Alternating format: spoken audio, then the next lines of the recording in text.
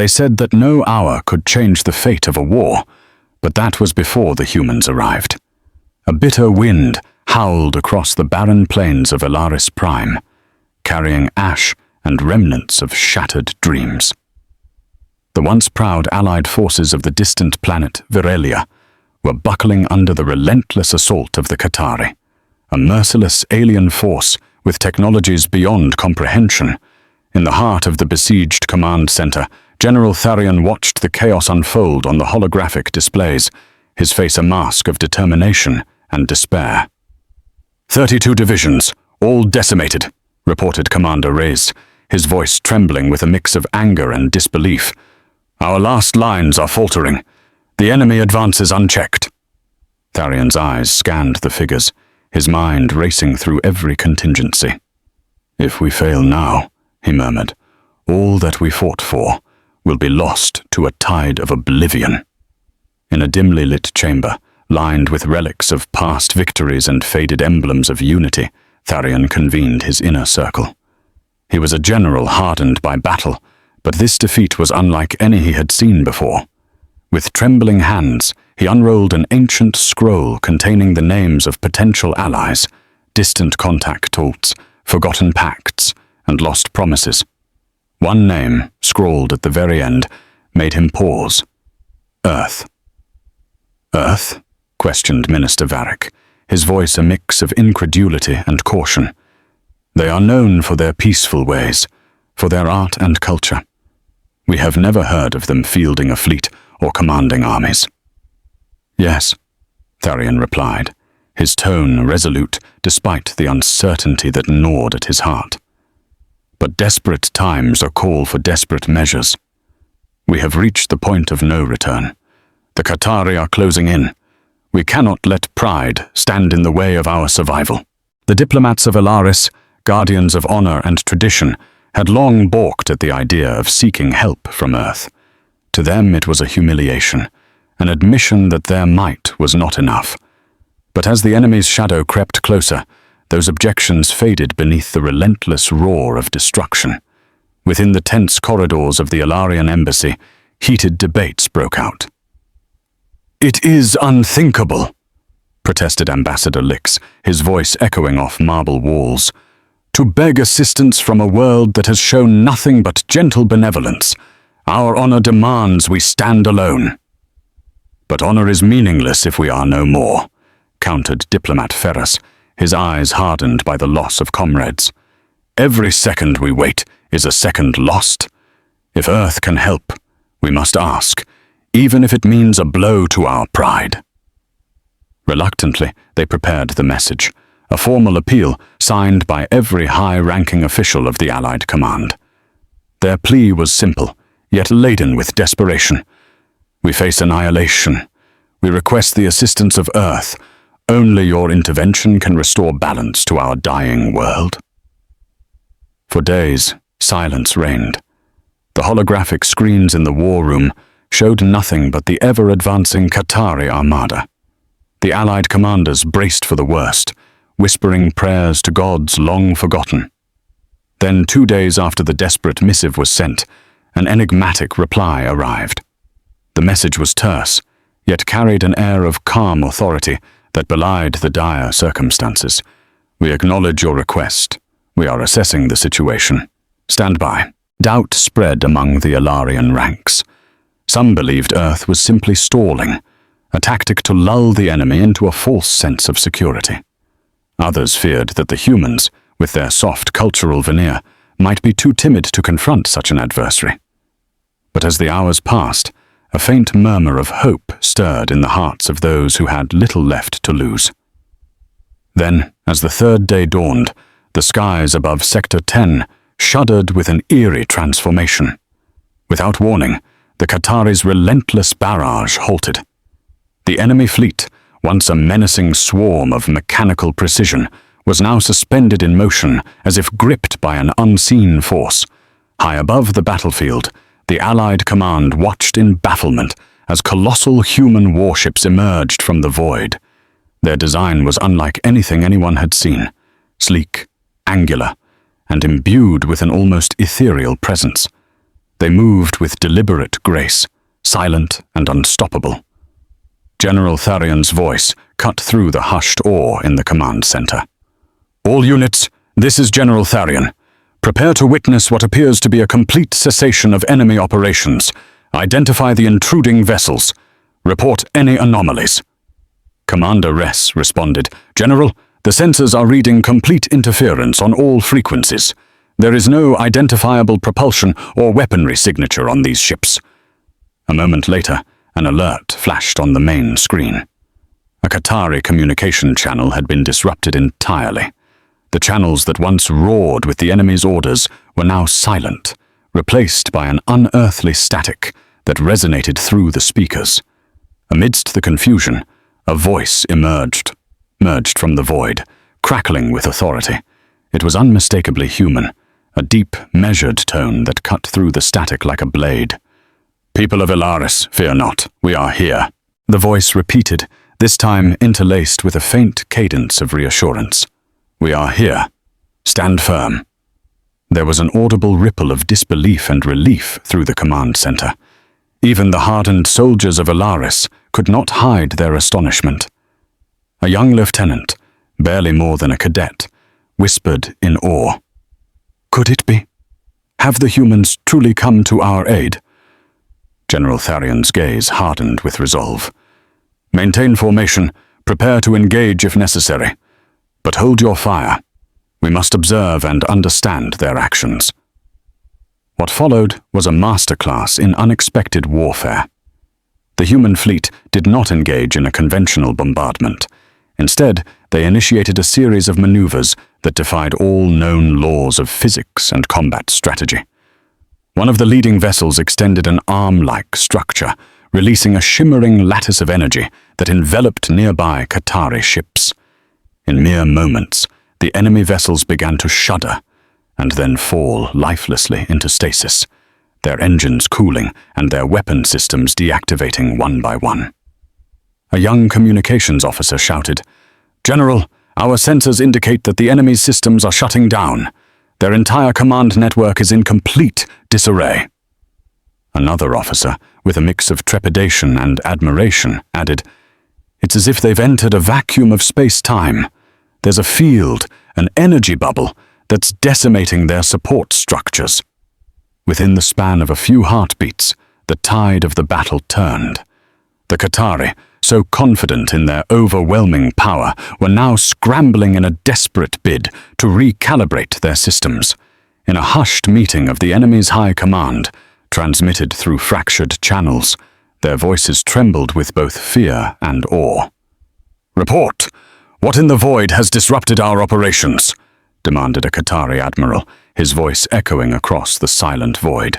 A subordinate replied, "It appears to be an external interference. Their ship signatures are unlike any recorded in our databases. They are humans." The admiral's tone turned icy. "Humans? The peaceful, unassuming humans? They have always been underestimated. Now they have become the harbingers of our ruin." Back on Ilaris, as the enemy faltered, General Tharion convened an emergency council with his most trusted advisors. Around him, weary soldiers and officials huddled in the dim glow of battle stations, eyes fixed on the unfolding miracle. "Commanders," Tharion began, his voice firm despite the exhaustion in his eyes, "we have witnessed what appears to be a turning point. The humans, those we once dismissed as benign, have displayed a force that defies comprehension." Minister Varick, still struggling with disbelief, replied, "I must admit, General, I never imagined the day would come when Earth would send warships. Their methods, their technology. It is as if they have rewritten the rules of engagement." "But why?" inquired Diplomat Ferris, leaning forward. "Why would a planet known for its art, its music, its poetry, be the one to deliver such decisive intervention?" General Tharion's eyes flashed with an answer he could scarcely believe himself. "Perhaps it is because humanity knows what it means to fight for survival. They have seen the abyss, and in their defiance, they have found a way to bend the very fabric of conflict to their will." Meanwhile, As the human fleet continued its silent symphony of war, the enemy vessels, bereft of communication and disabled by the energy field, began to drift aimlessly in the void. One by one, Qatari ships fell out of formation, their once fearsome presence reduced to ghostly relics of a battle suddenly turned futile. The humans, undeterred by the apparent chaos they had wrought, initiated a final sequence that would forever alter the course of the war. From the lead human vessel, an emissary emerged, a figure clad in armor that shimmered with the light of distant stars. With measured steps, the emissary approached a surviving Qatari cruiser that had managed to break free of the energy field's grip. The emissary's voice, amplified by a device that vibrated with quiet authority, spoke directly into the cruiser's communication system. "This is Ambassador Reek from Earth's Unified Defense. Your resistance is over. Cease all hostilities immediately and withdraw to your territories. Consider this a warning. We are not your enemy, but we will not hesitate to act again if you persist." For a long, tense moment, there was nothing but silence. A void filled with the weight of unspoken implications. Then, as if the very concept of war had been re-evaluated in that instant, the Qatari responded with a shudder of resignation. "Acknowledged," came the halting reply, barely a whisper across broken frequencies. The war, which had raged for what felt like an eternity, was effectively ended. In just 1 hour, a cascade of events orchestrated by Earth's mysterious fleet had rendered the enemy powerless and sent shockwaves through every corner of the galaxy. As the human ships began to retreat, leaving behind a field of disabled enemy vessels adrift in the cosmic silence, the Allied forces on Ilaris erupted into a mix of jubilation and disbelief. In the command center, General Tharion allowed himself a brief, satisfied nod. "The hour of reckoning has passed," he murmured, as tears of relief mingled with the sweat of battle. Later, in the aftermath of the conflict, diplomats and military leaders from every corner of the Allied network gathered to understand the intervention. In a quiet conference room overlooking a city slowly being rebuilt from the ruins, Minister Varric addressed a room filled with hopeful yet puzzled officials. "We must now ask ourselves," he said, his voice resonant with both admiration and lingering uncertainty. "What did the humans truly do? They disabled an entire fleet without a single shot fired in anger. They turned the tide with technology, or perhaps with something else entirely. They are no longer merely a gentle, artistic people. They are warriors, in the truest sense." Ambassador Lix, who had once dismissed the idea of seeking Earth's aid, now looked thoughtfully at the projection of Earth's fleet. "I confess," he said slowly, "I doubted their capabilities. I believed that a world so steeped in culture and peace could not harbor the power to challenge a war machine. But today, we have seen that strength comes in many forms. The human spirit is resilient and formidable, even when cloaked in gentleness." A series of discussions unfolded over the following days. The Allied forces exchanged theories and technical analyses of the human intervention. Some speculated that Earth had harnessed a forgotten science, quantum manipulation of energy fields, that rendered enemy systems inert. Others argued that it was not just technology at work, but the collective will of a people who had learned to transcend the limitations of conventional warfare. In private meetings, military tacticians confessed their admiration. "We underestimated them," admitted a young strategist from a neighboring planet, his eyes wide with the weight of revelation. They transformed despair into hope with one decisive, almost poetic act of war. On Earth, news of their unexpected intervention had stirred mixed emotions. Many had been oblivious to the brewing conflict among the stars, their lives filled with art, science, and the daily struggles of peace. But when the call came, a request for help from an Allied force on the brink of annihilation, the response was unanimous. In meeting rooms, cafes, and even in hushed family dinners, people discussed the moral imperative to act when the scales of justice tipped too far into darkness. In a quiet, unassuming control center, far from the tumult of interstellar battle, Earth's Defense Council convened. Ambassador Reich, now a celebrated figure on his home planet, recounted the chain of events with a measured pride. "Our analysis," he explained to an assembly of scientists, military officers, and policymakers, began with a thorough review of the situation on Alaris Prime. We did not rush in blindly. For 2 days, we observed the enemy's strategies, their technological advances, and the desperation of the Allied forces. We believed that our intervention, though unforeseen by many, could catalyze a swift resolution. One scientist, her voice trembling with excitement, interjected, "But how did you manage to disrupt their systems so completely? Our own simulations have failed to replicate such an effect." Ambassador Reich smiled gently. "We tapped into a convergence of factors. Our research into quantum entanglement, long considered theoretical, allowed us to create a field that not only disabled enemy communications, but also synchronized with their systems, causing a cascade failure. It was a calculated risk, a gamble that the Qatari would be thrown into disarray." There was a murmur of astonishment around the room. A military officer leaned forward, his expression serious. "And what of the energy sphere? The accounts mention that it created a region of space where enemy vessels simply ceased to function." Rick nodded. "That sphere was our masterstroke, a controlled burst of gravitational and electromagnetic interference designed to immobilize enemy support vessels. It was not meant to destroy, but to disable. We wanted to send a message that war can be ended without unnecessary loss of life, that power can be reined in by reason and precision." As debates continued, one thing became clear. Earth had emerged from the shadows of a long-held stereotype. They were not merely a peaceful backwater. In that singular, fateful hour, they had redefined what it meant to be warriors of a new age, warriors who fought with intellect, innovation, and an indomitable spirit of survival. News of the human intervention spread like wildfire across the galaxy. In countless planetary assemblies, songs were composed, stories recounted, and monuments planned in honor of the humans who had saved an entire alliance from the brink of obliteration. Even the Qatari, now retreating to their darkened corners of space, could not ignore the fact that they had encountered an adversary whose methods transcended the traditional calculus of warfare.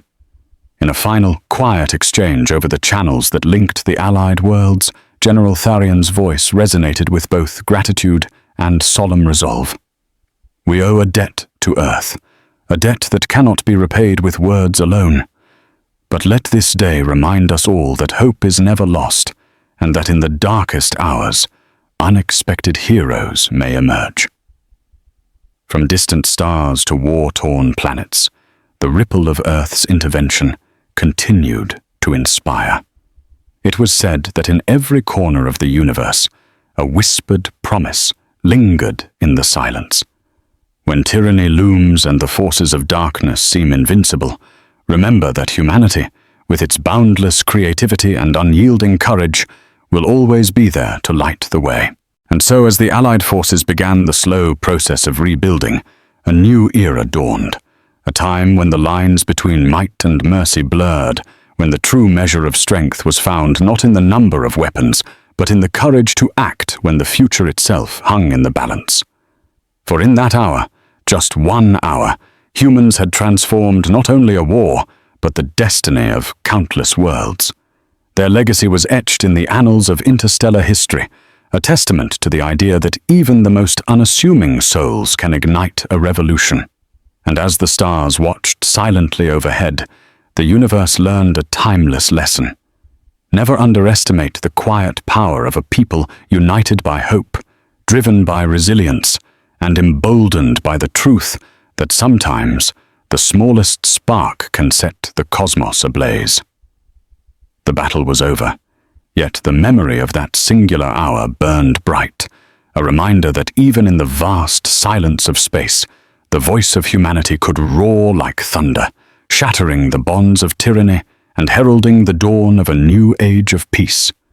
In the aftermath, echoes of human valor reached every distant system. and though many questions remained unanswered about the true nature of their intervention, the intricate science behind their actions, and the destiny of those who had once doubted, the legacy was undeniable. The day Earth rose, unbidden but resolute, to reshape the course of war, marked a turning point in the galaxy's story. A story of hope, of defiance, and of the unyielding truth that sometimes even the most unlikely heroes can change the world in just 1 hour. And so, under a tapestry of recovering starlight, the Allied worlds looked to the future with a newfound reverence for the human spirit. A spirit that had proven beyond doubt that the mightiest force in the universe was not the power of destruction, but the courage to stand against it, even when the odds seemed insurmountable. The hour had passed, yet its impact would echo for millennia, a legend whispered in the winds of distant planets, a legend of how humans, in a single hour of fierce, decisive action, transformed a war and saved countless lives from the brink of annihilation.